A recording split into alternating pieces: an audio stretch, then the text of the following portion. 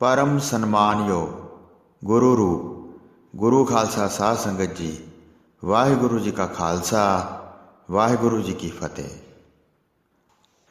गुरु जी सारिਆਂ ਨੂੰ बहुत बख्शिशां बख्शदे ਹਨ ਤੇ ਆਪਣੇ ਜਾਣ ਕੇ बहुत दया ਕਰਦੇ ਹਨ। ਤਿੱਖੇ ਸ਼ਸਤਰਾਂ ਨੂੰ ਫੜਾਉਂਦੇ ਹਨ ਤੇ ਭਜਾਉਣ ਵਾਸਤੇ ਸ਼ਕਤੀਸ਼ਾਲੀ ਘੋੜੇ ਦਿੰਦੇ ਹਨ। ਸਤਿਗੁਰੂ ਜੀ ਨੇ ਵਿਚਾਰ ਕੀਤੀ ਕਿ ਸਾਡੀ ਸੈਨਾ ਵਿੱਚ ਨਗਾਰਾ ਨਹੀਂ ਹੈ, ਹੁਣ ਨਗਾਰਾ ਬਣਾਉਣਾ ਚਾਹੀਦਾ ਹੈ ਤੇ ਉਤਸ਼ਾਹ ਵਧਾਉਣ ਵਾਸਤੇ ਇਹ ਵਜਾਉਣਾ ਬਣਦਾ ਹੈ। ਭਵਿੱਖ ਵਿੱਚ ਗੁਰੂ ਜੀ ਸਦਾ ਘਰ ਵਿੱਚ ਰਹਿਣਗੇ ਤੇ ਜਿੱਥੇ ਕਿੱਥੇ ਸਾਰੇ ਸਿੱਖ ਰਾਜ ਕਰਨਗੇ। ਸਾਗਰ ਤੱਕ ਜਿੰਨਾ ਧਰਤੀ ਦਾ ਸਥਲ ਹੈ ਉੱਥੇ ਗੁਰੂ ਜੀ ਦੇ ਪ੍ਰਤਾਪ ਦਾ ਨਗਾਰਾ ਵੱਜੇਗਾ। ਇਸ ਤਰ੍ਹਾਂ ਚਿੱਤ ਵਿੱਚ ਵਿਚਾਰਦਿਆਂ ਗੁਰੂ ਜੀ ਨੇ ਹੁਕਮ ਫਰਮਾਇਆ, ਇੱਕ ਵੱਡਾ ਨਗਾਰਾ ਬਣਵਾਓ, ਚੰਗੇ ਕਾਰੀਗਰ ਦੇ ਪਾਸ ਜਾਓ ਜਿਹੜਾ ਸਭ ਵਿਧੀਆਂ ਨਾਲ ਰਾਸ ਆਵੇ। ਨੰਦ ਚੰਦ ਆਗਿਆ ਲੈ ਕੇ ਚਲੇ ਗਿਆ ਤੇ ਨਗਾਰਾ ਬਣਾਉਣ ਵਾਸਤੇ ਉਸਨੇ ਕਾਰੀਗਰ ਨੂੰ ਬੁਲਾਇਆ। ਉਸ ਨੂੰ ਗੁਰੂ ਜੀ ਦਾ ਕਿਹਾ ਹੋਇਆ ਹੁਕਮ ਸੁਣਾਇਆ ਤੇ ਵਿਚਾਰ ਕਰਕੇ ਸ਼ੁਭ ਲੋਹਾ ਮੰਗਵਾਉਣ ਵਾਸਤੇ ਕਿਹਾ। ਲੋਹਾ ਗਰਮ ਕਰਕੇ ਘੜਦਿਆਂ ਸੜ ਕੇ ਜਿੰਨਾ ਬਾਕੀ ਰਹਿ ਜਾਵੇ ਉਸ ਤੋਂ ਵੱਧ 4 ਗੁਣਾ ਤੁਲਵਾ ਲੋਹਾ ਲਿਆਓ। ਤੁਰੰਤ ਹੀ ਬਹੁਤ ਮਨੁੱਖ ਨਗਾਰਾ ਘੜਨ ਲੱਗੇ। ਬਹੁਤ ਚਤੁਰ ਸਨ, ਇਸ ਕਰਕੇ ਸੋਹਣਾ ਨਗਾਰਾ ਬਣ ਗਿਆ। ਲੋਹੇ ਦੇ 2 ਚੱਕਰਾਧਾਰ ਹਿੱਸੇ ਜਿਨ੍ਹਾਂ ਨੂੰ ਜੋੜ ਕੇ ਵੱਡੇ ਕੜਾਹੇ ਵਾਂਗ ਬਣ ਜਾਂਦਾ ਹੈ ਤੇ ਉਸ ਦੇ ਉੱਤੇ ਫੇਰ ਚਮੜਾ ਮੜਦੇ ਹਨ। ਉਸ ਸੁੰਦਰ ਦੌਰ ਨੂੰ ਵੇਖ ਕੇ ਸਤਿਗੁਰੂ ਜੀ ਬਹੁਤ ਪ੍ਰਸੰਨ ਹੋਏ। ਉਹਨਾਂ ਨੇ ਬਹੁਤ ਧਨ ਬਖਸ਼ਿਆ ਤੇ ਫਿਰ ਉਸ ਨੂੰ ਚਮੜੇ ਨਾਲ ਮੜਨ ਦਾ ਹੁਕਮ ਦਿੱਤਾ। ਸਾਰੇ ਮਸੰਦਾਂ ਨੂੰ ਜਦ ਇਹ ਖਬਰ ਮਿਲੀ ਤਾਂ ਸਾਰੇ ਚਿੱਤ ਵਿੱਚ ਵਿਚਾਰ ਕਰਨ ਲੱਗੇ, ਗੁਰੂ ਜੀ ਪ੍ਰਤੀ ਦਿਨ ਬਹੁਤ ਸੈਨਾ ਇਕੱਠੀ ਕਰ ਰਹੇ ਹਨ ਤੇ ਸ਼ਸਤਰਾਂ ਤੇ ਘੋੜਿਆਂ ਨਾਲ ਪ੍ਰੇਮ ਧਾਰਨ ਕੀਤਾ ਹੋਇਆ ਹੈ। ਹੁਣ ਗੁਰੂ ਜੀ ਨੇ ਨਗਾਰਾ ਕਢਵਾਇਆ ਹੈ। ਜਦ ਇਹ ਦੇਸ਼ ਵਿੱਚ ਵਜਾਇਆ ਤਾਂ ਕਹਿਲੂਰ ਦਾ ਰਾਜਾ ਭੀਮ ਸੈਨ, ਜਿਹੜਾ ਨੇੜੇ ਹੀ ਵੱਡੀ ਸੈਨਾ ਸਹਿਤ ਰਹਿੰਦਾ ਹੈ, ਪਹਿਲਾਂ ਉਹ ਕਿਤੇ ਹੋਰ ਸਥਾਨ ਤੇ ਗਿਆ ਸੀ, ਹੁਣ ਬਿਲਾਸਪੁਰ ਵਾਲੇ ਸਥਾਨ ਤੇ ਹੀ ਰਹਿੰਦਾ ਹੈ। ਉਹ ਸਹਿਜ ਸੁਭਾਅ ਆਪਣੇ ਦੇਸ਼ ਵਿੱਚ ਫਿਰਦਾ ਰਹਿੰਦਾ ਹੈ ਤਾਂ ਨਗਾਰਾ ਵੱਜਣ ਦੀ ਖਬਰ ਸੁਣ ਲਵੇਗਾ। ਐਸਾ ਨਾ ਹੋਵੇ ਕਿ ਵਿਗੜ ਕੇ ਪੈ ਜਾਵੇ ਤੇ ਦਾਅਵੇਦਾਰ ਜਾਣ ਕੇ ਲੜ ਪਵੇ। ਜਾਪਦਾ ਹੈ ਇਸ ਕਾਰਨ ਝਗੜਾ ਖੜਾ ਹੋਵੇਗਾ ਤੇ ਸਾਰੀ ਗੱਲ ਵਿਗੜ ਜਾਵੇਗੀ। ਇੱਥੇ ਫਿਰ ਰਹਿਣਾ ਵੀ ਮੁਸ਼ਕਲ ਹੋ ਜਾਏਗਾ। ਜਿਨ੍ਹਾਂ ਦਾ ਰਾਜ ਹੈ ਉਹ ਫਿਰ ਕੱਢ ਦੇਣਗੇ। ਜੰਗ ਪੈਣ ਵਿੱਚ ਬਹੁਤ ਧਨ ਚਾਹੀਦਾ ਹੈ ਤਾਂ ਸਾਡੇ ਸਿਰ ਉੱਤੇ ਹੀ ਸਾਰਾ ਜ਼ੋਰ ਆ ਪਵੇਗਾ। ਇਸ ਕਰਕੇ ਹੁਣ ਸਾਰੇ ਸਲਾਹ ਕਰਕੇ ਇਹ ਯਤਨ ਕਰੋ ਕਿ ਨਗਾਰਾ ਨਾ ਧਾਰਨ ਕਰਨ। ਗੁਰੂ ਜੀ ਦੇ ਹਾਲੇ ਛੋਟੀ ਉਮਰ ਹੈ, ਮਨ ਭਾਉਂਦਾ ਨਗਾਰਾ ਉਹ ਬਣਾ ਲੈਣਗੇ। ਗੁਰੂ ਜੀ ਪਾਸ ਹੁਣ ਕਿਹਾ ਨਹੀਂ ਜਾ ਸਕਦਾ। ਜੋ ਸਤਿਗੁਰੂ ਜੀ ਹੁਕਮ ਦੇਣ ਉਹਨਾਂ ਦੇ ਸਾਹਮਣੇ ਉਲਟ ਨਹੀਂ ਕਿਹਾ ਜਾ ਸਕਦਾ। ਪਹਿਲਾਂ ਮਾਤਾ ਜੀ ਪਾਸ ਚੱਲੋ ਤੇ ਡਰ ਸਮੇਤ ਸਾਰਾ ਬਿਰਤਾਂਤ ਉਚਾਰਨ ਕਰੋ। ਇਸ ਤਰ੍ਹਾਂ ਸਲਾਹ ਕਰਕੇ ਸਾਰੇ ਮਸੰਦ ਮਾਤਾ ਗੁਜਰੀ ਜੀ ਦੇ ਪਾਸ ਗਏ ਤੇ ਮੱਥਾ ਟੇਕ ਕੇ ਪਾਸ ਬੈਠ ਗਏ ਤੇ ਹੱਥ ਜੋੜ ਕੇ ਉਹਨਾਂ ਨੇ ਬੇਨਤੀ ਕੀਤੀ, ਹੇ ਮਾਤਾ ਜੀ, ਸਾਡੀ ਗੱਲ ਸੁਣੋ। ਸ਼੍ਰੀ ਸਤਿਗੁਰੂ ਜੀ ਦਾ ਜਿਵੇਂ ਬਿਰਤਾਂਤ ਹੋਇਆ ਹੈ, ਬਹੁਤ ਸੈਨਾ ਇਕੱਠੀ ਕਰਕੇ ਰੱਖੀ ਹੈ ਤੇ ਧਨ ਦੀ ਅਭਿਲਾਸ਼ਾ ਕਰਕੇ ਸੂਰਵੀਰ ਪਾਸ ਰਹਿੰਦੇ ਹਨ। ਇੱਕ ਤਾਂ ਲੰਗਰ ਦਾ ਬਹੁਤ ਖਰਚਾ ਹੈ, ਅਣਗਿਣਤ ਮਨੁੱਖਾਂ ਵਾਸਤੇ ਭੋਜਨ ਤਿਆਰ ਹੁੰਦਾ ਹੈ। ਪਹਿਰ ਰਾਤ ਤੱਕ ਜਿਹੜਾ ਵੀ ਚੱਲ ਕੇ ਆਵੇ ਉਹ ਸਾਰੇ ਲੰਗਰ ਵਿੱਚੋਂ ਭੋਜਨ ਛਕ ਕੇ ਤ੍ਰਿਪਤ ਹੁੰਦੇ ਹਨ। ਫਿਰ ਸੂਰਮਿਆਂ ਨੂੰ ਛਮਾਹੀ ਦਿੰਦੇ ਹਨ। ਧਨ ਲੈਣ ਤੋਂ ਬਗੈਰ ਕੋਈ ਪਾਸ ਨਹੀਂ ਰਹਿੰਦਾ। ਇੱਕ ਦੇਸ਼ ਦਾ ਰਾਜ ਜਿਸ ਪਾਸ ਹੋਵੇ ਇੰਨਾ ਖਰਚਾ ਉਹੀ ਨਿਭਾ ਸਕਦਾ ਹੈ। ਆਪਣੇ ਘਰ ਸਿੱਖ ਸੰਗਤ ਆਉਂਦੀ ਹੈ, ਯਥਾ ਸ਼ਕਤੀ ਉਹ ਭੇਟਾ ਅਰਪਣ ਕਰਦੇ ਹਨ। ਕਿਸੇ ਉੱਤੇ ਹੁਕਮ ਕਰਕੇ ਧਨ ਨਹੀਂ ਲਿਆ ਜਾਂਦਾ ਹੈ। ਹੁਣ ਇਸ ਵਿੱਚੋਂ ਸੈਨਾ ਨੂੰ ਖਰਚ ਦੇਣਾ ਹੈ। ਤਦ ਵੀ ਇਹੋ ਜਿਹੀ ਗੱਲ ਦੀ ਕੋਈ ਚਿੰਤਾ ਨਹੀਂ ਹੈ। ਸ਼੍ਰੀ ਗੁਰੂ ਜੀ ਵਿਚਾਰ ਨਹੀਂ ਕਰਦੇ ਕਿ ਆਮਦਨ ਤਾਂ ਸੋਈ ਹੈ ਜੋ ਸਿੱਖ ਆਪਣੇ ਆਪ ਦਿੰਦੇ ਹਨ। ਹੁਣ ਨਗਾਰਾ ਕਢਵਾਇਆ ਹੈ, ਤਿਆਰ ਹੁੰਦਾ ਸਭ ਨੇ ਵੇਖ ਲਿਆ ਹੈ। ਇਸ ਤੋਂ ਬਹੁਤ ਵੱਡਾ ਝਗੜਾ ਖੜਾ ਹੋ ਜਾਵੇਗਾ। ਜਿਸ ਸਮੇਂ ਨਗਾਰਾ ਵਜਾ ਕੇ ਚੜ੍ਹਾਈ ਕਰਨਗੇ, ਭੀਮ ਚੰਦ ਕਹਿਲੂਰ ਦਾ ਰਾਜਾ ਹੈ, ਉਸ ਦੇ ਪਾਸ ਬਹੁਤ ਵੱਡੀ ਸੈਨਾ ਅਤੇ ਸਾਜ਼ੋ ਸਮਾਨ ਹੈ। ਉਹ ਵਿਸ਼ਾਲ ਦੇਸ਼ 'ਤੇ ਰਾਜ ਕਰ ਰਿਹਾ ਹੈ। ਬਹੁਤ ਪਹਾੜੀ ਰਾਜੇ ਸਦਾ ਹੀ ਉਸ ਦੀ ਆਗਿਆ ਅਨੁਸਾਰ ਰਹਿੰਦੇ ਹਨ। ਉਹ ਜਦ ਵੱਡੇ ਨਗਾਰੇ ਦੀ ਆਵਾਜ਼ ਸੁਣੇਗਾ ਤਾਂ ਉਹ ਜਰੇਗਾ ਨਹੀਂ, ਵੱਡਾ ਘਮੰਡੀ ਹੈ। ਆਪਣੇ ਦੇਸ਼ ਵਿੱਚ ਦੂਸਰਾ ਨਗਾਰਾ ਹੰਕਾਰ ਕਰਕੇ ਕਿਵੇਂ ਵੱਜਣ ਦੇਵੇਗਾ। ਗੁਰੂ ਜੀ ਦੀ ਹਾਲੇ ਛੋਟੀ ਉਮਰ ਹੈ, ਉਹ ਹਟਣਗੇ ਨਹੀਂ, ਦਿਲ ਵਿੱਚ ਵੱਡਾ ਹੱਠ ਫੜ ਲੈਣਗੇ। ਇਸ ਕਰਕੇ ਖੁਟਾਈ ਜਾਣ ਪੈਂਦੀ ਹੈ। ਪਹਾੜੀ ਰਾਜਿਆਂ ਨਾਲ ਪ੍ਰਗਟ ਰੂਪ ਵਿੱਚ ਲੜਾਈ ਹੋਵੇਗੀ। ਉਸ ਤੋਂ ਅਨੇਕ ਪੌੜੇ ਉੱਠਣਗੇ। ਸਾਡਾ ਇੱਥੇ ਵਾਸਾ ਕਰਨਾ ਸ਼ੰਕਾ ਸਹਿਤ ਹੋ ਜਾਏਗਾ। ਆਪਣੇ ਸਪੁੱਤਰ ਨੂੰ ਹੁਣ ਸਮਝਾਓ, ਨਗਾਰਾ ਨਾ ਵੱਜੇ, ਇਸ ਕਾਰਜ ਤੋਂ ਹਟਾਓ। ਵੱਡੇ 6ਵੇਂ ਗੁਰੂ ਜੀ ਨੇ ਵੀ ਯੁੱਧ ਕੀਤੇ ਸਨ ਤਾਂ ਅੰਮ੍ਰਿਤਸਰ ਦਾ ਵਾਸਾ ਛੱਡ ਦਿੱਤਾ ਸੀ। ਅਨੇਕ ਪ੍ਰਕਾਰ ਦੇ ਸੰਕਟ ਪਏ ਸਨ, ਤੁਸੀਂ ਬਹੁਤ ਵਾਰ ਵੇਖੇ ਅਤੇ ਸੁਣੇ ਹਨ। ਤੁਸੀਂ ਦੇਸ਼ ਕਾਲ ਦੇ ਗਿਆਨਵਾਨ ਹੋ। ਭਾਵ ਪਹਾੜ ਦਾ ਦੇਸ਼ ਹੈ, ਪਹਾੜੀਏ ਖੋਟੇ ਹਨ ਤੇ ਸਮਾਂ ਤੁਰਕਾਂ ਦੇ ਰਾਜ ਦਾ ਹੈ। ਇਸ ਗੱਲ ਦਾ ਆਪ ਜੀ ਨੂੰ ਪਤਾ ਹੈ। ਇਸ ਕਰਕੇ ਮਿੱਠੇ ਬਚਨ ਬੋਲ ਕੇ ਗੁਰੂ ਜੀ ਨੂੰ ਰੋਕੋ। ਹੋਰ ਮਨ ਭਾਉਂਦੇ ਆਨੰਦ ਵਿਲਾਸ ਕਰਨ, ਜਿਸ ਤੋਂ ਝਗੜਾ ਖੜਾ ਹੋਵੇ ਉਸ ਤੋਂ ਹਟਾ ਦਿਓ। ਆਪਣੇ ਨਗਰ ਵਿੱਚ ਸੁੱਖ ਨਾਲ ਵਸੋ, ਦਿਲ ਵਿੱਚ ਚੰਗੀ ਤਰ੍ਹਾਂ ਵਿਚਾਰ ਲਓ। ਮਸੰਦਾਂ ਦੀ ਐਸੀ ਗੱਲ ਸੁਣ ਕੇ ਮਾਤਾ ਗੁਜਰੀ ਜੀ ਨੇ ਚਿੱਤ ਵਿੱਚ ਚਿੰਤਾ ਧਾਰਨ ਕੀਤੀ। ਮਸੰਦ ਚੰਗੀ ਗੱਲ ਕਹਿੰਦੇ ਹਨ, ਨਗਾਰਾ ਨਹੀਂ ਬਣਨਾ ਚਾਹੀਦਾ। ਲੜਾਈ ਵਧਣ ਨਾਲ ਘਰ ਵਿੱਚ ਸੰਕਟ ਆ ਜਾਵੇਗਾ। ਕਾਫੀ ਸਮੇਂ ਤੱਕ ਮੌਨ ਧਾਰ ਕੇ ਫਿਰ ਮਨ ਵਿੱਚ ਚਿੰਤਾ ਧਾਰ ਕੇ ਮਸੰਦਾਂ ਨੂੰ ਕਿਹਾ, ਮੈਂ ਪੁੱਤਰ ਨੂੰ ਪਾਸ ਬੁਲਾ ਕੇ ਵਰਜਾਂਗੀ ਤੇ ਉਹਨਾਂ ਨੂੰ 6ਵੇਂ ਗੁਰੂ ਜੀ ਦਾ ਪ੍ਰਸੰਗ ਸੁਣਾਵਾਂਗੀ। ਜਿੰਨੇ ਵੀ ਉਹਨਾਂ ਦੇ ਪਾਸ ਬੈਠਣ ਵਾਲੇ ਹਨ, ਉਹਨਾਂ ਨੂੰ ਇਸ ਵਿਚਾਰ ਦੀ ਸਮਝਾ ਦਿਆਂਗੀ। ਉਹਨਾਂ ਨੂੰ ਕਹਾਂਗੀ ਕਿ ਬਹੁਤ ਉਤਸ਼ਾਹ ਦੇਣ ਦੀ ਗਾਥਾ ਸਾਹਿਬਜ਼ਾਦੇ ਨਾਲ ਨਾ ਕਰੋ। ਆਪਣੇ ਭਰਾ ਨੂੰ ਹੁਣੇ ਬੁਲਾਉਂਦੀ ਹਾਂ। ਇਹ ਗੱਲਾਂ ਕਹਿ ਕੇ ਰੋਕਾਂਗੀ। ਵੱਡੇ ਗੁਰੂ ਜੀ ਦੇ ਭਾਣਜੇ ਸੰਗੋ ਆਦਿ ਸੂਰਮਿਆਂ ਨੂੰ ਸਮਝਾਵਾਂਗੀ ਤੇ ਕਹਾਂਗੀ ਕਿ ਲੜਾਈ ਦੇ ਜ਼ਿਕਰ ਨਾ ਚਲਾਓ। ਸ਼ਿਕਾਰ ਜਾਂਦੇ ਸਮੇਂ ਦੂਰ ਨਾ ਜਾਓ। ਦਿਲ ਪਰਚਾਵਾ ਕਰਕੇ ਘਰ ਨੂੰ ਲਿਆਓ। ਜਿਵੇਂ ਕਿਵੇਂ ਕਰਕੇ ਇਸ ਗੱਲ ਤੋਂ ਵਰਜੋ। ਖਾਮਖਾ ਝਗੜਾ ਖੜਾ ਹੋ ਜਾਏਗਾ। ਸੂਰਮੇ ਰੱਖੇ ਹਨ ਤਾਂ ਉਸ ਤਰ੍ਹਾਂ ਰੱਖੋ, ਜਿਵੇਂ ਧਨ ਆਉਂਦਾ ਹੈ ਉਸ ਤਰ੍ਹਾਂ ਹੀ ਖਰਚਾ ਕਰੀਏ। ਰਾਜਿਆਂ ਨਾਲ ਸਾਡਾ ਵਿਗਾੜ ਨਾ ਪੈ ਜਾਵੇ। ਮਾਲਕ ਰਾਜਿਆਂ ਦੀ ਸੈਨਾ ਬਹੁਤ ਭਾਰੀ ਹੈ। ਮਾਤਾ ਜੀ ਪਾਸੋਂ ਸੁਣ ਕੇ ਮਸੰਦਾ ਨੇ ਕਿਹਾ, ਇਸ ਤਰ੍ਹਾਂ ਸਤਿਗੁਰੂ ਪੁੱਤਰ ਨੂੰ ਸਮਝਾਓ, ਅਸੀਂ ਸਾਰੇ ਜਗਤ ਦੇ ਪੂਜਣ ਯੋਗ ਹਾਂ।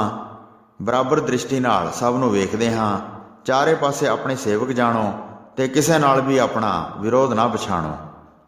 ਨਗਾਰਿਆਂ ਸਹਿਤ ਸੂਰਬੀਰ ਰੱਖਣੇ ਇਹ ਵੱਡੇ ਰਾਜਿਆਂ ਦੇ ਕੰਮ ਹਨ। ਮਾਰਨ ਵੱਡਾ ਕਸ਼ਟ ਪਾਉਣਾ ਹੈ। ਤੁਹਾਡੇ ਵਾਸਤੇ ਇਸ ਤਰ੍ਹਾਂ ਕਰਨਾ ਉਚਿਤ ਨਹੀਂ ਹੈ। ਇਸ ਤਰ੍ਹਾਂ ਕਹੋ, ਜੇ ਮੰਨ ਜਾਣ ਸਾਰਿਆਂ ਨੂੰ ਵਰਜ ਦਿਓ। ਕੋਈ ਵੀ ਗੁਰੂ ਜੀ ਨੂੰ ਜੰਗ ਦੀ ਗੱਲ ਨਾ ਕਹੇ। ਇਸ ਤਰ੍ਹਾਂ ਸਲਾਹ ਕਰਕੇ ਮਾਤਾ ਜੀ ਨੂੰ ਸਿਖਾਇਆ ਤੇ ਫਿਰ ਸਾਰੇ ਮੱਥਾ ਟੇਕ ਕੇ ਉੱਠ ਪਏ। ਗੁਰੂ ਜੀ ਦਾ ਜਿਹੜਾ ਵੀ ਨਜ਼ਦੀਕੀ ਸਿੱਖ ਮਿਲਦਾ ਸੀ, ਉਸ ਨੂੰ ਆਪਣੇ ਦਿਲ ਦੇ ਆਸ਼ੇ ਸਿਖਾਉਂਦੇ ਸਨ। ਮਾਤਾ ਗੁਜਰੀ ਜੀ ਨੇ ਆਪਣੇ ਭਰਾ ਨੂੰ ਬੁਲਾਇਆ ਤੇ ਉਹਨਾਂ ਨੂੰ ਸਮਝਾਇਆ, ਗੁਰੂ ਜੀ ਨੂੰ ਨਗਾਰਾ ਬਣਾਉਣ ਤੋਂ ਹਟਾ ਦਿਓ। ਭਾਈ ਕਿਰਪਾਲ ਜੀ ਨੇ ਆਪਣੀ ਭੈਣ ਨੂੰ ਸੁਣਾ ਕੇ ਕਿਹਾ, ਜੋ ਗੁਰੂ ਜੀ ਕਰਨ ਉਸ ਨੂੰ ਕੌਣ ਹਟਾ ਸਕਦਾ ਹੈ। ਜਦ ਗੁਰੂ ਜੀ ਦੇ ਆਸ਼ੇ ਸੁਣਦੇ ਹਨ ਤਾਂ ਸਭ ਸਨਮਾਨ ਨਾਲ ਬੋਲਦੇ ਹਨ। ਸਭ ਨੂੰ ਸਿੱਖਿਆ ਉਹੀ ਦਿੰਦੇ ਹਨ। ਕੋਈ ਵੀ ਆਪਣੇ ਵੱਲੋਂ ਉਲਟੀ ਗੱਲ ਨਹੀਂ ਕਹਿ ਸਕਦਾ। ਜੇ ਆਪ ਪਾਸੋਂ ਵਰਜਿਆ ਜਾ ਸਕਦਾ ਹੈ ਤਾਂ ਚੰਗੀ ਤਰ੍ਹਾਂ ਕਹਿ ਕੇ ਸਮਝਾ ਦਿਓ।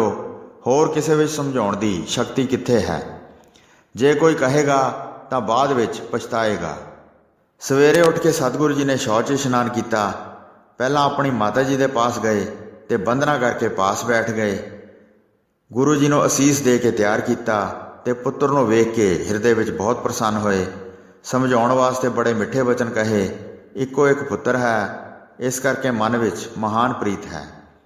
ਜਿਨ੍ਹਾਂ ਦੇ ਬੈਠਿਆਂ ਵੀ ਵੱਡੀ ਵਡਿਆਈ ਹੈ। ਗੁਰਤਾ ਗੱਦੀ ਉਹਨਾਂ ਨੂੰ ਬਹੁਤ ਸੁਹਾਈ ਹੈ। ਮਾਤਾ ਜੀ ਕਹਿਣ ਲੱਗੇ, ਹੇ ਪੁੱਤਰ ਜੀ, ਇਸ ਤਰ੍ਹਾਂ ਨਾ ਕਰੋ ਜਿਸ ਕਰਕੇ ਪਹਾੜੀ ਰਾਜਿਆਂ ਨਾਲ ਲੜਾਈ ਹੋ ਜਾਏ। ਤੁਸੀਂ ਸੈਨਾ ਰੱਖੀ ਹੈ, ਇਸ ਵਿੱਚ ਕੋਈ ਹੈਰਾਨੀ ਵਾਲੀ ਗੱਲ ਨਹੀਂ। ਸ਼ਿਕਾਰ ਖੇਡੋ, ਜਿਵੇਂ ਮਨ ਚਾਹੁੰਦਾ ਹੈ ਕਰੋ। ਤੁਸੀਂ ਜਗਤ ਦੇ ਪੂਜਨੀਕ ਹੋ, ਕਿਸੇ ਦਾ ਵਿਰੋਧ ਨਾ ਕਰੋ। ਚਾਰੇ ਪਾਸਿਆਂ ਦੀ ਸੰਗਤ ਨੂੰ ਆਪਣੀ ਸਮਝੋ। ਮੈਂ ਹੁਣ ਸੁਣਿਆ ਹੈ ਕਿ ਤੁਸੀਂ ਨਗਾਰਾ ਬਣਾਇਆ ਹੈ। ਤੁਸੀਂ ਉਸ ਨੂੰ ਸੈਨਾ ਦੇ ਵਿੱਚ ਵਜਾਉਣਾ ਚਾਹੁੰਦੇ ਹੋ। ਇਸ ਨਾਲ ਅਚਾਨਕ ਉਪੱਦਰ ਖੜਾ ਹੋ ਜਾਏਗਾ। ਤੁਸੀਂ ਸਤਲੁਜ ਦੇ ਕਿਨਾਰੇ ਸ਼ਾਂਤੀ ਸਹਿਤ ਵਸੋ। ਇਹ ਗੱਲ ਚੰਗੀ ਨਹੀਂ ਕਿ ਕੋਈ ਬਖੇੜਾ ਖੜਾ ਹੋ ਜਾਏ। ਵੱਧਦਿਆਂ ਬਹੁਤ ਕਸ਼ਟ ਵੱਧ ਜਾਵੇਗਾ। ਵੱਡੇ ਗੁਰੂ ਜੀ ਨੇ ਜਦ ਜੰਗ ਮਚਾਏ ਸਨ ਤਾਂ ਅੰਮ੍ਰਿਤਸਰ ਨੂੰ ਛੱਡ ਕੇ ਨਿਕਲ ਆਏ ਸਨ। ਬਾਦਸ਼ਾਹ ਅਤੇ ਸਾਰੇ ਰਾਜਿਆਂ ਪਾਸ ਰਾਜ ਕਰਨ ਵਾਸਤੇ ਵਿਸ਼ੇਸ਼ ਦੇਸ਼ ਹੈ। ਉਹ ਸਭ ਪ੍ਰਕਾਰ ਕਰਨ ਦੇ ਸਮਰੱਥ ਹਨ। ਕੋਈ ਮਿੱਤਰ ਬਣ ਜਾਏਗਾ, ਕੋਈ ਵੈਰੀ ਬਣੇਗਾ। ਮੈਂ ਆਪਣੇ ਕੰਨਾਂ ਨਾਲ ਸੁਣਿਆ ਹੈ ਕਿ ਰਾਜਾ ਹੁਣ ਨੇੜੇ ਆਇਆ ਹੈ। ਭੀਮ ਚੰਦ ਬਹੁਤ ਵੱਡਾ ਰਾਜਾ ਹੈ। ਉਹ ਨਗਾਰੇ ਦੀ ਧੁਨੀ ਨੂੰ ਬਰਦਾਸ਼ਤ ਨਹੀਂ ਕਰ ਸਕੇਗਾ। ਖਾਮ-ਖਾਹ ਵਿੱਚ ਵੈਰ ਪੈ ਜਾਵੇਗਾ। ਆਪਣੇ ਦਰਵਾਜ਼ੇ 'ਤੇ ਨਗਾਰਾ ਵਜਾਓ, ਚੜ੍ਹਾਈ ਕਰਕੇ ਨਗਾਰੇ ਨੂੰ ਨਾ ਗਰਜਾਵੋ। ਜੋ ਦੇਸ਼ਾਂ ਦੇ ਵੱਡੇ ਰਾਜੇ ਹਨ, ਉਹਨਾਂ ਦੇ ਨਾਲ ਸਾਡੀ ਬਰਾਬਰੀ ਪੁੱਗਦੀ ਨਹੀਂ ਹੈ। ਲੜਨ ਵਿੱਚ ਕਿਸੇ ਪ੍ਰਕਾਰ ਦਾ ਸੁੱਖ ਨਹੀਂ ਮਿਲਦਾ ਹੈ, ਸਦਾ ਝਗੜੇ ਵਿੱਚ ਜਿਵੇਂ ਹੁੰਦਾ ਹੈ। ਗੁਰੂ ਜੀ ਨੇ ਆਪਣੇ ਮਾਤਾ ਜੀ ਪਾਸੋਂ ਉਸ ਸਮੇਂ ਸੁਣ ਕੇ ਕਿਹਾ, ਅਸੀਂ ਕਿਸੇ ਪਾਸੋਂ ਡਰਦੇ ਨਹੀਂ ਹਾਂ। ਅਸੀਂ ਆਪ ਨਗਾਰਾ ਵਜਾਵਾਂਗੇ ਤੇ ਜੰਗਲ ਵਿੱਚ ਜਾ ਕੇ ਸ਼ਿਕਾਰ ਖੇਡਾਂਗੇ। ਅਸੀਂ ਕਿਸੇ ਦਾ ਰਾਜ ਨਹੀਂ ਖੋਵਾਂਗੇ। ਫਿਰ ਉਹ ਕਿਉਂ ਵੱਡਾ ਵਿਰੋਧ ਰਚਣਗੇ। ਆਪਣਾ ਦੇਸ਼ ਗ੍ਰਾਮ ਦ੍ਰਿੜ ਕਰਕੇ ਰੱਖਣ, ਕਿਸੇ ਮਤਲਬ ਤੋਂ ਬਗੈਰ ਕਿਵੇਂ ਯੁੱਧ ਅਭਿਲਾਸ਼ਾ ਕਰਨਗੇ। ਪਰ ਜੇ ਨਿੱਜੀ ਬਲ ਧਾਰ ਕੇ ਹੰਕਾਰ ਕਰਨਗੇ ਤਾਂ ਉਹ ਬਿਨਾਂ ਕਿਸੇ ਕਾਰਨ ਦੇ ਵੈਰ ਵਧਾਉਣਗੇ। ਫਿਰ ਅਸੀਂ ਕੀ ਕਰਾਂਗੇ ਜੇ ਸਾਡੇ ਗਲ ਪੈ ਜਾਣਗੇ? ਫਿਰ ਉਸ ਤਰ੍ਹਾਂ ਹੀ ਕਾਰਜ ਸਾਰਾਂਗੇ ਜਿਵੇਂ ਸਰੇਗਾ। ਜਿਹੜਾ ਦੇਸ਼ ਰਾਜ ਦਾ ਘਮੰਡ ਕਰੇਗਾ, ਕਰਤਾ ਪੁਰਖ ਉਸ ਨੂੰ ਦੂਰ ਕਰ ਦੇਵੇਗਾ।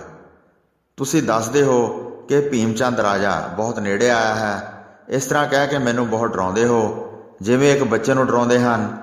ਹਊਆ ਬੈਠਾ ਹੈ, ਬੋਲ ਕੇ ਸੁਣਾਉਂਦੇ ਹਨ।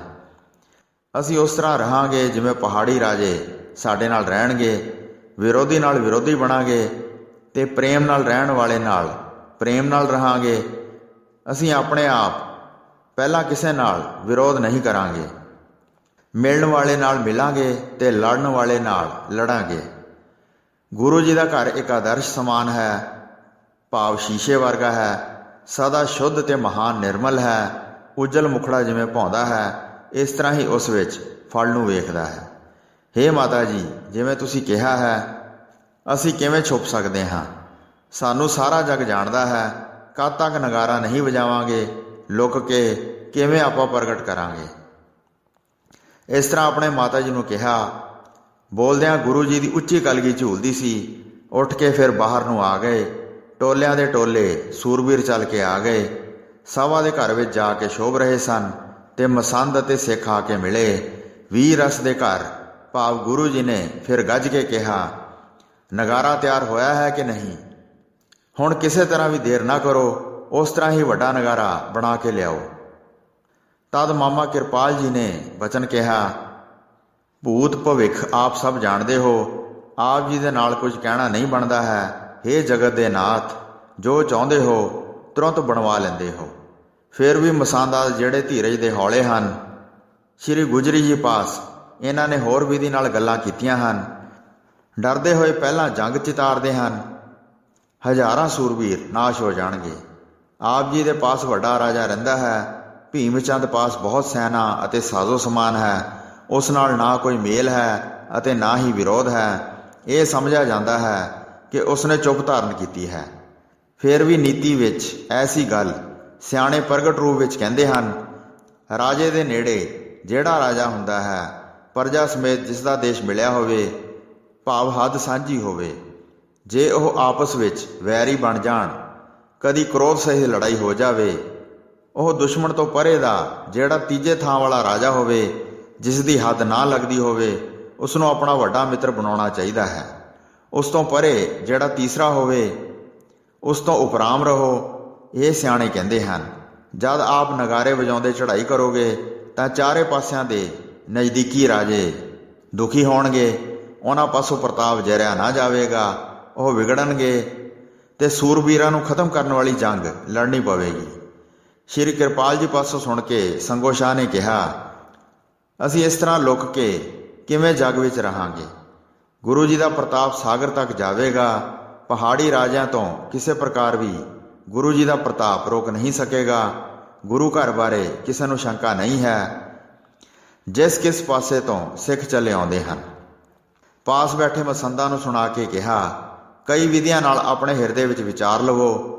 ਵੈਰੀ ਨੂੰ ਆਪਣੇ ਦਲ ਅਤੇ ਬਲ ਨਾਲ ਤੋਲੋ ਅਤੇ ਅਸਲੀ ਛਲ ਨੂੰ ਸਮਝ ਲਓ। ਤੁਸੀਂ ਆਪਣੇ ਆਪ ਨੂੰ ਜਗਤ ਦੇ ਪੂਜਨੀਕ ਸ਼ਾਂਤ ਮਤ ਵਾਲੇ ਜਾਣਦੇ ਹੋ ਤੇ ਰਾਜਿਆਂ ਨੂੰ ਦੇਸ਼ਾਂ ਦੇ ਮਾਲਕ ਪਛਾਣਦੇ ਹੋ। ਫਿਰ ਤੁਰਕਾਂ ਦਾ ਵੱਡਾ ਜ਼ੋਰ ਹੈ। ਚਾਰੇ ਕੂਟਾਂ ਤੇ ਉਹਨਾਂ ਦਾ ਵੱਡਾ ਰਾਜ ਹੈ।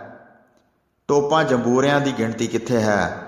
ਜਗਤ ਵਿੱਚ ਵੱਡਾ ਪ੍ਰਤਾਪ ਜਾਣਿਆ ਜਾਂਦਾ ਹੈ। ਫਿਰ ਸੰਗੋ ਕ੍ਰੋਧ ਧਾਰ ਕੇ ਬੋਲਿਆ, ਗੁਰੂ ਜੀ ਦੇ ਪਿਤਾਮਾ ਸਾਡੇ ਨਾਨਾ ਜੀ ਸਨ। ਉਹਨਾਂ ਤੁਰਕਾਂ ਨਾਲ ਵੱਡੇ ਜੰਗ ਕੀਤੇ ਹਨ, ਬਹੁਤ ਵਾਰ ਯੁੱਧ ਮਚਾਇਆ ਸੀ। ਜਿਹੜਾ ਤੁਸੀਂ ਵੱਡੇ ਵਡੇਰਿਆਂ ਬਾਰੇ ਕਹਿੰਦੇ ਹੋ, ਉਹਨਾਂ ਨੇ ਵੈਰੀ ਨੂੰ ਮਾਰ ਕੇ ਲਿਤਾੜ ਕੇ ਮਿੱਟੀ ਵਿੱਚ ਮਿਲਾ ਦਿੱਤਾ ਸੀ, ਭਾਵ ਵੈਰੀ ਨੂੰ ਤਬਾਹ ਕਰਕੇ ਰੱਖ ਦਿੱਤਾ ਸੀ। ਉਸ ਗੁਰੂ ਜੀ ਦੇ ਹੀ ਇਹ ਪੋਤਰੇ ਹਨ, ਆਪਣਾ ਪ੍ਰਤਾਪ ਵਧਾਉਣਾ ਚਾਹੁੰਦੇ ਹਨ।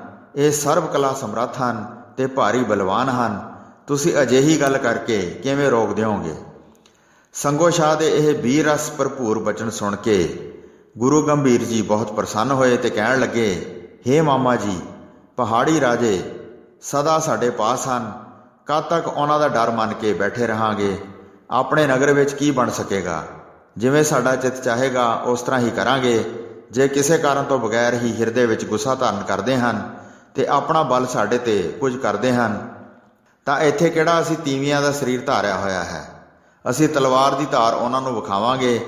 ਸਾਨੂੰ ਅਕਾਲ ਪੁਰਖ ਦੀ ਆਗਿਆ ਹੈ, ਅਸੀਂ ਅਕਾਲ ਪੁਰਖ ਦੇ ਰੁੱਖ ਦੀ ਵਾਰਤਾ ਕਰਾਂਗੇ। ਅਕਾਲ ਪੁਰਖ ਜੀ ਨੇ ਪ੍ਰਗਟ ਹੋਣ ਵਾਸਤੇ ਸਾਨੂੰ ਭੇਜਿਆ ਹੈ। ਅਸੀਂ ਪ੍ਰਭੂ ਦੀ ਰਜ਼ਾ ਅਨੁਸਾਰ ਕਿਉਂ ਨਾ ਰਹੀਏ? ਸਾਡੀ ਸੈਨਾ ਨਗਾਰੇ ਤੋਂ ਬਗੈਰ ਹੈ। ਜਿਹੜਾ ਭਾਰੀ ਬਲ ਪ੍ਰਾਪਤ ਕੀਤਾ ਹੈ, ਉਸ ਦੀ ਕਿਵੇਂ ਸ਼ੋਭਾ ਹੋਵੇ? ਜੇ ਹੁਣ ਡਰ ਨੂੰ ਮੰਨ ਕੇ ਲੁਕ ਜਾਈਏ ਤਾਂ ਹੋਰ ਕਾਰਜ ਅਸੀਂ ਕਿਸ ਤਰ੍ਹਾਂ ਕਰਾਂਗੇ? ਕਿਸੇ ਦੇਰੀ ਤੋਂ ਬਗੈਰ ਨਗਾਰਾ ਤਿਆਰ ਕਰਵਾਓ ਤੇ ਸ੍ਰੀ ਗੁਰੂ ਨਾਨਕ ਦੇਵ ਜੀ ਦਾ ਸਿਮਰਨ ਕਰਕੇ ਉਸ ਨਗਾਰੇ ਨੂੰ ਵਜਵਾਓ। ਪਰਲੇ ਪਾਸੇ ਜਿਹੜੇ ਦੂਰ ਤੱਕ ਪਹਾੜ ਹਨ, ਉੱਥੋਂ ਤੱਕ ਅਸੀਂ ਸੈਰ ਕਰਦੇ ਚੱਲਾਂਗੇ। ਕਈ ਪ੍ਰਕਾਰ ਦੇ ਜੰਗਲਾਂ ਦੇ ਵਿੱਚ ਸਾਨੂੰ ਫਿਰਦਿਆਂ ਨੂੰ ਵੇਖਣਗੇ ਤੇ ਅਸੀਂ ਮਹਾਨ ਸ਼ਿਕਾਰ ਖੇਡਾਂਗੇ। ਭੀਮ ਚੰਦ ਇੱਕ ਹੰਕਾਰੀ ਰਾਜਾ ਹੈ। ਸਾਰੇ ਪਹਾੜੀ ਰਾਜੇ ਜਿਸ ਦੀ ਆਗਿਆ ਅਨੁਸਾਰ ਹਨ। ਪਹਿਲੇ ਦਿਨ ਹੀ ਉਸ ਨੂੰ ਨਗਾਰੇ ਦੀ ਆਵਾਜ਼ ਸੁਣਾਵਾਂਗੇ ਤੇ ਧੌਂਸੇ ਨੂੰ ਦੋਹਰੀ ਚੋਟ ਲਾ ਕੇ ਵਜਾਵਾਂਗੇ। ਨਗਾਰਾ ਸੁਣ ਕੇ ਕੀ ਕਹਿੰਦਾ ਹੈ, ਇਸ ਦਾ ਪਤਾ ਲੱਗ ਜਾਵੇਗਾ ਤੇ ਸਾਰਿਆਂ ਦੇ ਸ਼ੰਕੇ ਮਿਟਾ ਦਿਆਂਗੇ। ਫਿਰ ਨੰਦ ਚੰਦ ਨੂੰ ਹੁਕਮ ਕੀਤਾ, ਮਹਾਨ ਨਗਾਰੇ ਨੂੰ ਤਿਆਰ ਕਰਵਾਓ। ਸ਼੍ਰੀ ਨੰਦ ਚੰਦ ਚਲਾ ਗਿਆ ਤੇ ਉਹ ਨਗਾਰਾ ਤਿਆਰ ਕਰਵਾਉਣ ਲੱਗਾ, ਜਿਸ ਦੀ ਧੁਨੀ ਬਹੁਤ ਭਾਰੀ ਸੀ ਤੇ ਉਸਨੇ ਹਜੂਰ ਦੇ ਪਾਸ ਆ ਕੇ ਬੇਨਤੀ ਉਚਾਰਨ ਕੀਤੀ। ਭਾਈ ਨੰਦ ਚੰਦ ਨੇ ਹੱਥ ਜੋੜ ਕੇ ਮੁਕਤੀ ਦਾਤੇ ਗੁਰੂ ਜੀ ਦੇ ਪਾਸ ਆ ਕੇ ਕਿਹਾ ਕਿ ਬਹੁਤ ਵੱਡਾ ਨਗਾਰਾ ਬਣਿਆ ਹੈ। ਹੁਣ ਤੱਕ ਉਸ ਵਰਗਾ ਕੋਈ ਦੂਸਰਾ ਨਗਾਰਾ ਨਹੀਂ ਵੇਖਿਆ। ਇਹ ਸੁਣ ਕੇ ਸਤਿਗੁਰੂ ਜੀ ਫਿਰ ਰਾਤ ਨੂੰ ਸੌਂ ਗਏ। ਫਿਰ ਸਵੇਰ ਹੋਈ ਵੇਖ ਕੇ ਉੱਠ ਪਏ। ਬਹੁਤ ਕੜਾਹ ਪ੍ਰਸ਼ਾਦ ਕਰਵਾ ਕੇ ਮੰਗਵਾਇਆ ਤੇ ਇੱਕ ਘੋੜੇ ਉੱਤੇ ਵੱਡੇ ਨਗਾਰੇ ਨੂੰ ਕੱਸ ਕੇ ਬਣਵਾ ਦਿੱਤਾ। ਸ੍ਰੀ ਗੁਰੂ ਨਾਨਕ ਦੇਵ ਜੀ ਤੇ ਆਦਿ ਗੁਰੂ ਸਾਹਿਬਾਨਾਂ ਦੇ ਨਾਮ ਲੈ ਕੇ ਮਨੋਹਰ ਅਰਦਾਸ ਕੀਤੀ। ਫਿਰ ਨਗਾਰੇ ਦੀ ਧੁਨਕਾਰ ਕੀਤੀ। ਦੂਰ ਦੂਰ ਤੱਕ ਨਗਾਰੇ ਦੀ ਆਵਾਜ਼ ਸੁਣਾਈ ਦਿੱਤੀ। ਸਾਰਿਆਂ ਦੇ ਮਨ ਵਿੱਚ ਬਹੁਤ ਉਤਸ਼ਾਹ ਵਧਿਆ। ਨਗਰ ਦੇ ਬਹੁਤ ਮਨੁੱਖ ਪਾਸ ਆ ਗਏ। ਕੜਾਹ ਪ੍ਰਸ਼ਾਦ ਸਭ ਵਿੱਚ ਵਰਤਾਇਆ ਗਿਆ। ਗੁਰੂ ਜੀ ਦੀ ਸ਼ਲਾਘਾ ਕੀਤੀ ਤੇ ਸਭ ਨੇ ਕੜਾਹ ਪ੍ਰਸ਼ਾਦ ਛਕ ਕੇ ਬੜਾ ਸਵਾਦ ਪਾਇਆ। ਸਾਰੇ ਸੂਰਮਿਆਂ ਨੇ ਆਪਣੀ ਤਿਆਰੀ ਕੀਤੀ ਤੇ ਤੁਰੰਤ ਘੋੜਿਆਂ ਤੇ ਕਾਠੀਆਂ ਪਾਈਆਂ। ਸ਼ੁਭ ਵਸਤਰ ਸ਼ਸਤਰ ਸਰੀਰ ਤੇ ਧਾਰਨ ਕੀਤੇ ਤੇ ਸਾਰੇ ਬੜੇ ਉਤਸ਼ਾਹ ਨਾਲ ਗੁਰੂ ਜੀ ਦੇ ਪਾਸ ਆਏ। ਇੰਨੇ ਵਿੱਚ ਦੋ ਮਸੰਦ ਮਿਲ ਕੇ ਆਏ, ਜਿਨ੍ਹਾਂ ਨੂੰ ਮਾਤਾ ਗੁਜਰੀ ਜੀ ਨੇ ਕਹਿ ਕੇ ਭੇਜਿਆ ਸੀ। ਹੱਥ ਜੋੜ ਕੇ ਉਹਨਾਂ ਨੇ ਬੇਨਤੀ ਕੀਤੀ, ਤੁਹਾਡੇ ਪਾਸ ਮਾਤਾ ਜੀ ਨੇ ਇਸ ਤਰ੍ਹਾਂ ਵਚਨ ਕੀਤੇ ਹਨ, ਕਿਉਂ ਇਸ ਤਰ੍ਹਾਂ ਕਰਦੇ ਹੋ ਜੇ ਝਗੜਾ ਵਧੇਗਾ? ਕਹਿਲੂਰ ਦਾ ਰਾਜਾ ਬਹੁਤ ਬਲਵਾਨ ਹੈ। ਉਸ ਦੇ ਦੇਸ਼ ਵਿੱਚ ਤੁਸੀਂ ਨਗਾਰਾ ਵਜਾਉਂਦੇ ਹੋ। ਖਾਮ-ਖਾ ਉਸ ਨੂੰ ਘਰ ਬੈਠੇ ਨੂੰ ਖਿਜਾਉਂਦੇ ਹੋ। ਜੇ ਸ਼ਿਕਾਰ ਖੇਡਣ ਦਾ ਵੱਡਾ ਸ਼ੌਕ ਹੈ ਤਾਂ ਨਗਾਰੇ ਤੋਂ ਬਗੈਰ ਜਾਓ। ਮਨ ਭਾਉਂਦਾ ਫਿਰ ਤੁਰ ਕੇ ਪ੍ਰਸੰਨ ਹੋਵੋ ਤੇ ਰਾਤ ਪੈ ਜਾਣ ਤੇ ਸ਼੍ਰੀ ਅਨੰਦਪੁਰ ਸਾਹਿਬ ਆ ਜਾਓ। ਹੋਰ ਮਸੰਦ ਜਿਹੜੇ ਪਾਸ ਮੌਜੂਦ ਸਨ, ਸੁਣ ਕੇ ਸਾਰੇ ਮਾਤਾ ਜੀ ਦੇ ਮਤੇ ਬਾਰੇ ਕਹਿ ਕੇ ਪੁਸ਼ਟੀ ਕਰਕੇ ਸੁਣਾਉਂਦੇ ਸਨ। ਉਹ ਰਾਜੇ ਤਾਂ ਪਹਾੜਾਂ ਉੱਤੇ ਰਾਜ ਕਰਦੇ ਹਨ। ਇਹੋ ਚੰਗਾ ਹੈ ਕਿ ਉਹਨਾਂ ਨਾਲ ਮੇਲ ਕਰੀਏ। ਐਸਾ ਕੰਮ ਨਾ ਕਰੋ ਜਿਸ ਕਰਕੇ ਗੁੱਸਾ ਧਾਰਨ ਕਰਨ। ਉਹਨਾਂ ਦੀ ਕਿਵੇਂ ਬਰਾਬਰੀ ਹੋ ਸਕਦੀ ਹੈ, ਕਿਉਂਕਿ ਉਹ ਲੜਨ ਮਰਨ ਵਾਸਤੇ ਇਕੱਠੇ ਹੋ ਜਾਂਦੇ ਹਨ। ਵਾਰ-ਵਾਰ ਮਾਤਾ ਜੀ ਰੋਕਦੇ ਹਨ, ਹੇ ਪ੍ਰਭੂ ਜੀ, ਅੱਗੇ ਤੁਸੀਂ ਜਿਵੇਂ ਠੀਕ ਜਾਣੋ। ਇਹ ਸੁਣ ਕੇ ਕਲਗੀਧਰ ਪਾਤਸ਼ਾਹ ਨੇ ਉਹਨਾਂ ਨੂੰ ਕਿਹਾ, ਜਿਨ੍ਹਾਂ ਦੇ ਮਾਤਾ ਜੀ ਅਨੁਸਾਰ ਬਚਨ ਸਨ, ਰਾਜ ਸਾਜ ਦੇ ਜਿਹੜੇ ਕੰਮ ਹਨ, ਜਿਹੜੇ ਜੰਗ ਆਦਿ ਦੇ ਕਾਰਜ ਕਰਨੇ ਹਨ, ਉਹਨਾਂ ਨੂੰ ਮਾਤਾ ਜੀ ਨਹੀਂ ਜਾਣ ਸਕਦੇ ਹਨ। ਇਹ ਪਹਾੜੀ ਰਾਜੇ ਕੀ ਹਨ ਜਿਨ੍ਹਾਂ ਤੋਂ ਸਾਨੂੰ ਡਰਾਉਂਦੇ ਹਨ। ਸਾਨੂੰ ਅਕਾਲ ਪੁਰਖ ਦੀ ਆਗਿਆ ਹੈ, ਵੈਰੀ ਵਿਗੜਨਗੇ ਤੇ ਅਸੀਂ ਬਹੁਤ ਜੰਗ ਕਰਾਂਗੇ। ਪਹਿਲਾਂ ਅਸੀਂ ਕਿਸੇ ਨਾਲ ਵੈਰ ਨਹੀਂ ਧਾਰਨ ਕਰਾਂਗੇ, ਪਰ ਹੰਕਾਰੀ ਨੂੰ ਕਦੀ ਸੁਖੀ ਨਹੀਂ ਰਹਿਣ ਦਿਆਂਗੇ। ਇਸ ਤਰ੍ਹਾਂ ਕਹਿੰਦਿਆਂ ਹੀ ਘੋੜਾ ਆਇਆ, ਜਿਹੜਾ ਬੜਾ ਬਲਵਾਨ, ਚੰਚਲ ਤੇ ਨੱਟ ਵਾਂਗ ਦਿਖਾਈ ਦਿੰਦਾ ਸੀ। ਤਲਵਾਰ ਅਤੇ ਪੱਥਾ ਉਸ ਦੇ ਲੱਕ ਨਾਲ ਬੰਨਿਆ ਹੋਇਆ ਸੀ। ਗੁਰੂ ਜੀ ਹੱਥ ਵਿੱਚ ਧਨੁੱਖ ਧਾਰ ਕੇ ਘੋੜੇ ਦੇ ਪਾਸ ਗਏ, ਫਿਰ ਰਕਾਬ ਤੇ ਪੈਰ ਧਰ ਕੇ ਘੋੜੇ ਉੱਤੇ ਸਵਾਰ ਹੋ ਗਏ ਤੇ ਘੋੜੇ ਦੀ ਰਕਾਬ ਫੜ ਕੇ ਇੱਛਾ ਧਾਰ ਕੇ ਚੱਲ ਪਏ। ਪ੍ਰਭੂ ਜੀ ਦਾ ਰੁੱਖ ਵੇਖ ਕੇ ਨਗਾਰਾ ਵੱਜ ਉੱਠਿਆ। ਦੋਹਰੀ ਚੌ ਵੱਜਣ ਨਾਲ ਇੰਨੀ ਉੱਚੀ ਆਵਾਜ਼ ਆਈ ਮਾਨੋ ਬੱਦਲ ਗੱਜਿਆ ਹੋਵੇ। ਸ਼੍ਰੀ ਅਨੰਦਪੁਰ ਸਾਹਿਬ ਤੋਂ ਫਿਰ ਬਾਹਰ ਚੱਲ ਪਏ। ਬਹੁਤ ਮਨੁੱਖ ਪ੍ਰਗਟ ਰੂਪ ਵਿੱਚ ਵੇਖ ਰਹੇ ਸਨ। ਉੱਤਰ ਦਿਸ਼ਾ ਵੱਲ ਮੂੰਹ ਕਰਕੇ ਚੱਲ ਪਏ। ਸੁੰਦਰ ਸ਼ਗਨ ਵੇਖ ਕੇ ਦਿਲ ਵਿੱਚ ਬਹੁਤ ਪ੍ਰਸੰਨ ਹੋਏ। ਬਹੁਤ ਵੱਡੀ ਸੈਨਾ ਪਿੱਛੇ ਪਿੱਛੇ ਚੱਲ ਪਈ। ਸੂਰਮਿਆਂ ਦੇ ਮਨ ਵਿੱਚ ਵੱਡਾ ਉਤਸ਼ਾਹ ਜਾਗਿਆ। ਚੰਚਲ ਚਲਾਕੀ ਨਾਲ ਘੋੜੇ ਚੱਲ ਰਹੇ ਸਨ। ਬੜੀ ਸ਼ਕਤੀ ਨਾਲ ਭਰੇ ਹੋਏ ਅੰਗਾਂ ਸਹਿਤ ਅੱਗੇ ਜਾ ਰਹੇ ਸਨ। ਹੌਲੀ ਹੌਲੀ ਜੰਗਲ ਵਿੱਚ ਚਲੇ ਗਏ। ਜਾਂਦਿਆਂ ਅਨੇਕਾਂ ਹਿਰਨ ਵੇਖੇ। ਤੀਰਾਂ ਨਾਲ ਮਾਰ ਕੇ ਕਈ ਹਿਰਨਾਂ ਦਾ ਉਧਾਰ ਕੀਤਾ। ਗੁਰੂ ਜੀ ਦੇ ਹੱਥੋਂ ਮਰ ਕੇ ਉਹਨਾਂ ਦੀ ਮੁਕਤੀ ਹੋ ਜਾਂਦੀ ਸੀ। ਕਈ ਬੰਦੂਕਾਂ ਦੀਆਂ ਗੋਲੀਆਂ ਨਾਲ ਮਾਰੇ। ਸੂਰਮੇ ਅੱਗੇ ਭੱਜ ਕੇ ਉਹਨਾਂ ਹਿਰਨਾਂ ਦੀ ਖੋਜ ਕਰਦੇ ਸਨ। ਅਨੇਕਾਂ ਬਾਰਾਂ ਸਿੰਘੇ ਅਤੇ ਸਹੇ ਉੱਥੇ ਡੇਗੇ, ਜਾਲਾਂ ਨਾਲ ਬੰਨ੍ਹ ਕੇ ਘੇਰੇ। ਇਸ ਤਰ੍ਹਾਂ ਜੰਗਲ ਵਿੱਚ ਵੱਡਾ ਆਨੰਦ ਬਿਲਾਸ ਕਰਦੇ ਸਨ ਤੇ ਜਾ ਕੇ ਬਹੁਤ ਬ੍ਰਿਛਾਂ ਦੇ ਝੁੰਡ ਵੇਖਦੇ ਸਨ। ਹੌਲੀ ਹੌਲੀ ਉੱਥੇ ਪਹੁੰਚ ਜਾਂਦੇ ਸਨ।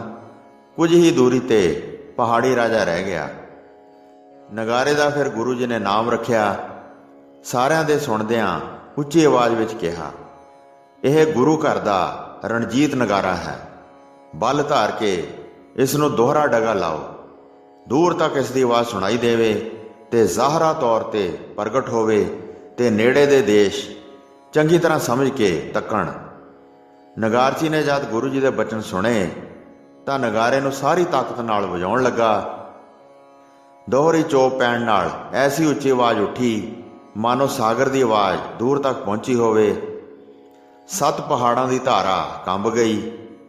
ਅਚਾਨਕ ਸਾਰਿਆਂ ਦੇ ਕੰਨਾਂ ਵਿੱਚ ਉੱਚੀ ਆਵਾਜ਼ ਪਈ। ਚਾਰੇ ਪਾਸੇ ਫਿਰ ਪਹਾੜ ਗੱਜ ਉੱਠੇ। ਭਾਰੀ ਕੰਦਰਾਂ ਫਿਰ ਗੂੰਜ ਉੱਠੀਆਂ। ਜੰਗਲ ਵਿੱਚ ਉੱਚੀ ਆਵਾਜ਼ ਪਸਰ ਗਈ। ਸੁਣ ਕੇ ਸਭ ਨੂੰ ਅਚੰਭਾ ਹੋਇਆ। ਸਤਿਗੁਰੂ ਜੀ ਦੀ ਸ਼ਕਤੀ ਫਿਰ ਐਸੇ ਹੋਈ ਜਿਵੇਂ ਨਗਾਰੇ ਵਿੱਚੋਂ ਅਚਰਜ ਗੂੰਜ ਨਿਕਲੀ ਹੋਵੇ। ਰਾਜਾ ਭੀਮ ਚੰਦ ਸਭਾ ਲਾ ਕੇ ਬੈਠਾ ਸੀ। ਉਸ ਦੇ ਕੰਨ ਵਿੱਚ ਗੂੰਜ ਜਾ ਪਈ। ਉਸ ਦਾ ਹਿਰਦਾ ਕੰਬਿਆ ਤੇ ਉਸਨੇ ਸਾਰੀਆਂ ਗੱਲਾਂ ਵਿੱਚੇ ਛੱਡ ਦਿੱਤੀਆਂ। ਉਸ ਪਾਸੇ ਕੰਨ ਧਰ ਕੇ ਸੁਣਨ ਲੱਗਾ। ਜਦ ਬੜੇ ਜ਼ੋਰ ਨਾਲ ਦੂਹਰਾ ਡਗਾ ਲੱਗਾ ਤਾਂ ਸੁਣ ਸੁਣ ਕੇ ਸਾਰਿਆਂ ਦੇ ਮਨ ਦਾ ਸ਼ੰਕਾ ਵਧਿਆ। ਰਾਜੇ ਨੇ ਨੇੜੇ ਮੰਤਰੀ ਨੂੰ ਵੇਖਿਆ ਤੇ ਪੁੱਛਣ ਵਾਸਤੇ ਤਦ ਕਿਹਾ, ਦਮਾਮੇ ਦੀ ਬਹੁਤ ਗੰਭੀਰ ਧੁਨੀ ਉੱਠੀ ਹੈ।